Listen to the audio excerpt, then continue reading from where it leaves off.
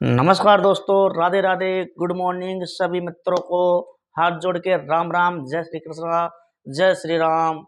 सभी मित्रों का डीएम क्लासेस के यूट्यूब ऑनलाइन चैनल पर हार्दिक स्वागत एवं अभिनंदन है। दोस्तों, आज हम पढ़ेंगे राजस्थान का एक ऐसा टॉपिक।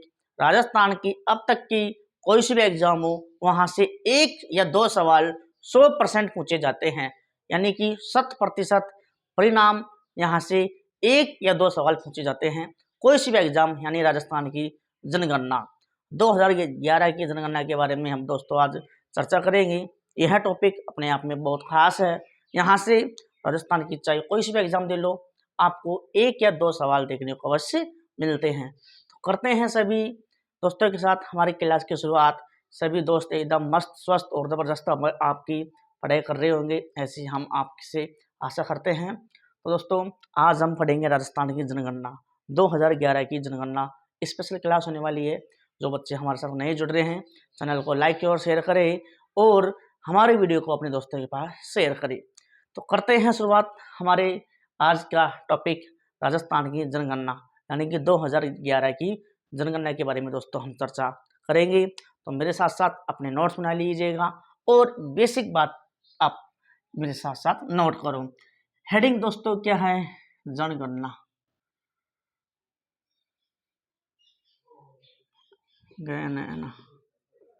जनगणना दोस्तों, ये आज के हेडिंग है, ये हमारा टॉपिक है 2011 ये हमारा आज की टॉपिक होगी। इसके अकॉर्डिंग हम बात करेंगे दोस्तों। तो अधिक से अधिक बच्चे लाइव आ जाओ, सेशन को एकदम ज़बरदस्त तरीके से थम्स अप दिखाकर लाइक और शेयर करो। दोस्तों, करते हैं शुरुआत हमारी टॉपिक की जनगणना की, जो बेसिक से हम पढ़ेंगे, यानी कि इसके बारे में चाहे राजस्थान के कोई से एग्जाम देख लो, 1% अवश्य देखने को मिलता है। दोस्तों, करते हैं जनगणना सर्वप्रथम कब हुई थी। बात करते हैं भारत में जनगणना, यानी भारत में सर्वप्रथम दोस्तों बात करते हैं भारत में दोस्तों सर्वप्रथम कब हुई थी। सर्वप्रथम दोस्तों कब हुई थी? ये हुई थी 1872 में। दोस्तों 1872 में सर्वप्रथम भारत में क्या हुई थी? जनगणना हुई थी दोस्तों। लॉर्ड मेयो के काल में हुई थी। लॉर्ड मेयो के काल में, लॉर्ड मेयो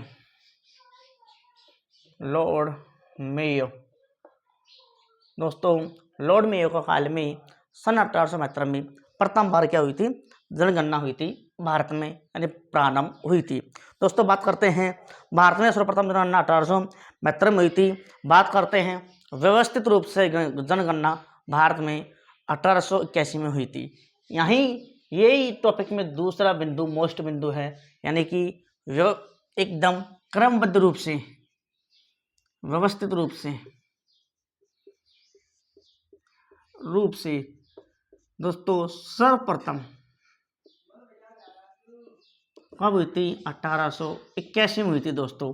1881 में हुई थी व्यवस्थित रूप से। सबसे पहले कब हुई थी? 1881 में हुई थी। लॉर्ड रिपन के समय हुई थी। लॉर्ड रिपन के समय हुई थी दोस्तों। ये हमें बात ध्यान रखनी है, यानी कि सबसे पहले तो हुई थी 1872 में, लॉर्ड मेयो के काल में हुई थी। और व्यवस्थित की बात करें दोस्तों, वो हुई थी 1881 में, लॉर्ड मेयो के शासनकाल में हुई थी। ये बात हमें ध्यान रखनी चाहिए, यहाँ से भी प्रश्न सीधे पूछे जाते हैं। अब दोस्तों बात करते हैं, जनगणना होती है जो हर 10 वर्ष के बाद होती है, यानी कि 10 वर्ष के अंतराल में होती है। सबको पता है, हर 10 वर्ष के अंतराल में होती है। 10 वर्ष में होती है दोस्तों, 10 वर्ष में होती है, हर 10 वर्ष में होती है।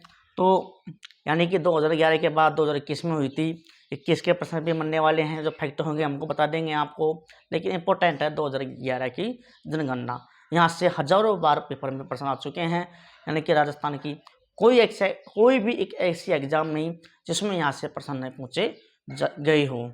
अब बात करते हैं दोस्तों, जनगणना है जो जनगणना दोस्तों, मेरे साथ साथ यह एक संघ सूची का विषय है। संघ सूची दोस्तों कई बार आता है कि यह किस विषय में शामिल की गई है। दोस्तों, यह संघ सूची में शामिल की गई है। ये भी मोस्ट इम्पोर्टेंट प्रश्न है। संघ सूची में शामिल की गई है जनगणना को। दोस्तों जनगणना दूसरी जनगणना हुई थी, यानी कि बात करते हैं स्वतंत्रता, ये एक और फैक्ट है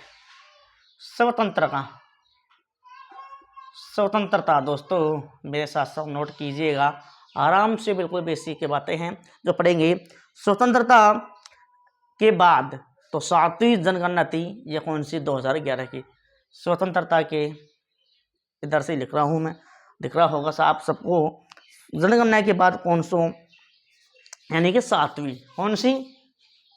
बाद 7वीं जनगणना थी। दोस्तों 21वीं सदी की दूसरी जनगणना थी। दोस्तों कौन सी? दूसरी। स्वतंत्रता के बाद 7वीं, 21वीं सदी की दूसरी जनगणना थी 2011 की जनगणना। दोस्तों बात करते हैं इसका प्रतीक चिन्ह क्या था। बात करते हैं 2011 की जनगणना का प्रतीक चिन्ह के बारे में। दोस्तों बात करते हैं प्रतीक चिन्ह, ये भी हमसे पूछता है। दोस्तों चमड़े का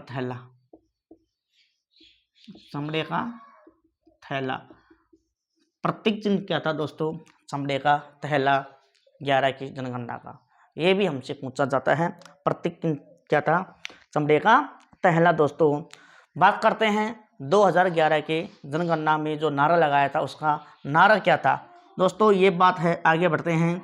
यानी 2011, बात 11 की हो रही है तो इसको हम मिटा देंगे, यानी जनगणना का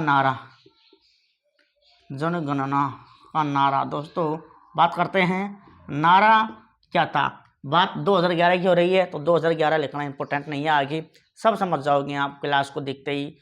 आज का टॉपिक के बारे में जो चर्चा हो रही है 2011 के बारे में हम चर्चा कर रहे हैं। दोस्तों इसका हमारी यानी कि 16वीं जनगणना तो होने वाली थी, ये इसका है कि वो क्या है? हमारा जनगणना हमारा भविष्य, यानी कि हमारी या फिर हमारा बोल दो। यानी कि इसका नारा क्या था? हमारी जनगणना हमारा भविष्य। दोस्तों ये इसका नारा था। 2011 की जनगणना का नारा क्या था? हमारी जनगणना हमारा भविष्य। यहाँ तक सबको समझ में आया होगा सेशन के बारे में। यानी कि बात करते हैं सबसे पहले कब हुई थी? 1872 में हुई थी। दोस्तों लॉर्ड मेयो के काल में प्रारंभ हुई थी।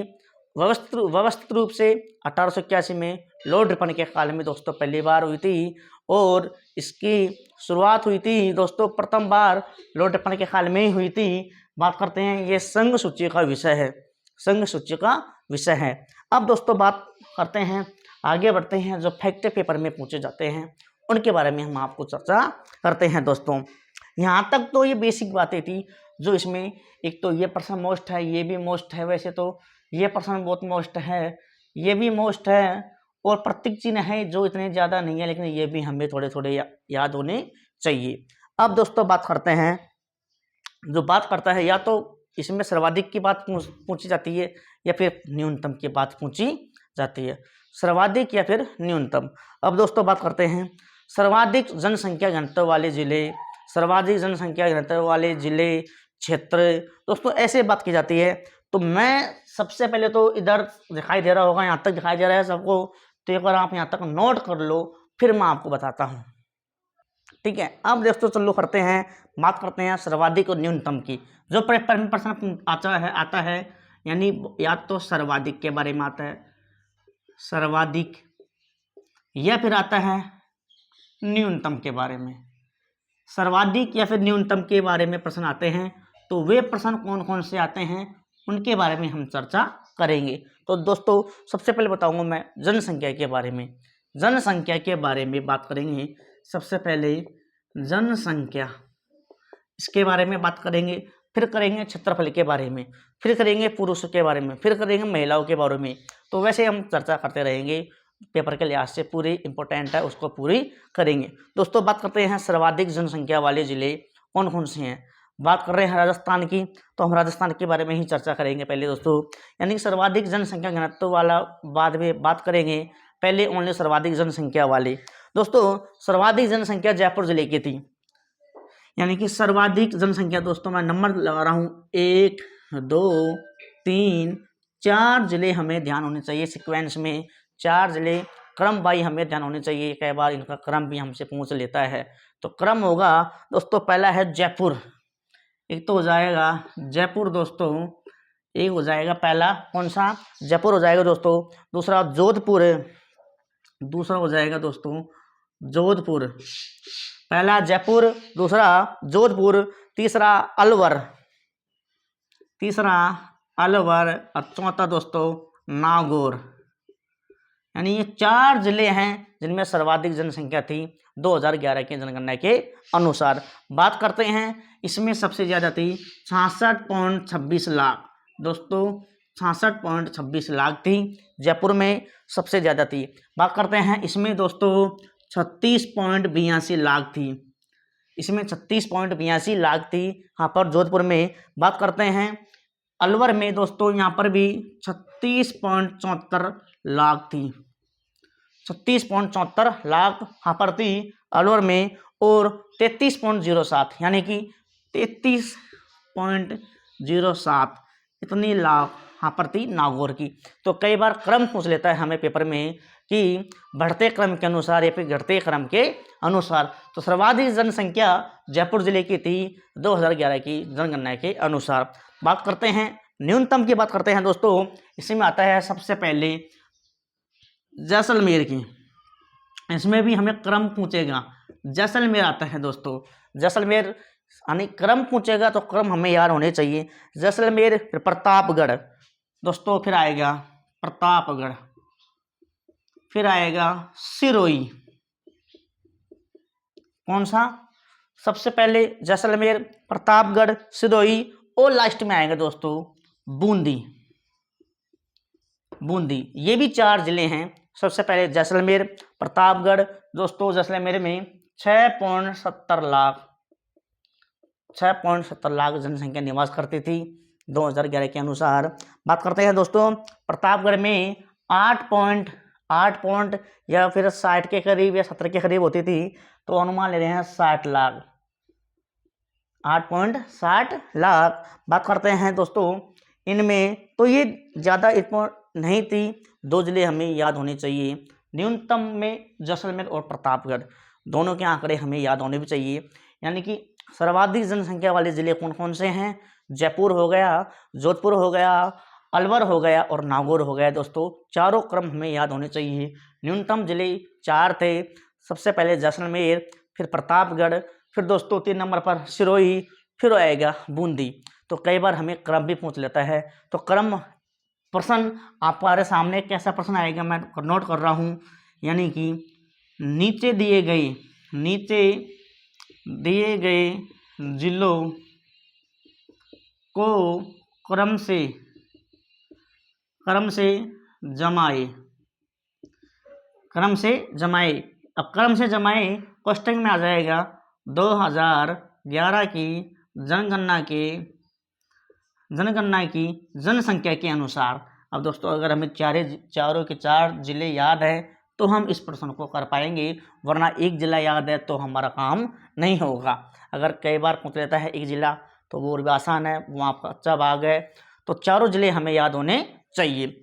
अब बात आगे बढ़ते हैं, जनसंख्या के बारे में हमने चर्चा कर ली, जनसंख्या बहुत ज़रूरी थी, इसके बारे में चर्चा की। अब दोस्तों बात करते हैं 2 नंबर पर, वो कर रहा हूँ मैं जनसंख्या घनत्व। दोस्तों जनसंख्या घनत्व भी काफ़ी मोस्ट है, इसका भी प्रश्न पेपर में पूछा जाता है। यहाँ तक सबको दिखाई दे रहा होगा, दे रहा है सबको दिखाई, चलो अच्छी बात है। तो बच्चे इस सेशन को लाइक भी करना ना भूले, सेशन को थम्स अप करके लाइक और शेयर भी करें।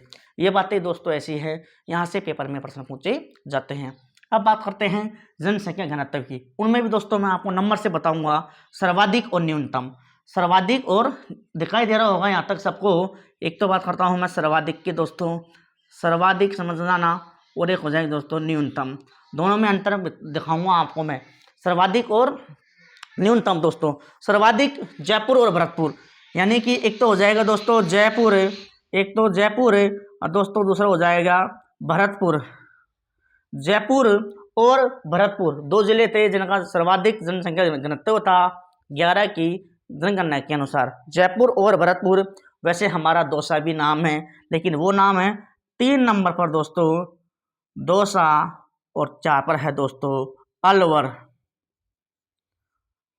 सबसे पहले जयपुर, फिर भरतपुर, यानी बात करें जयपुर में दोस्तों 595 प्रति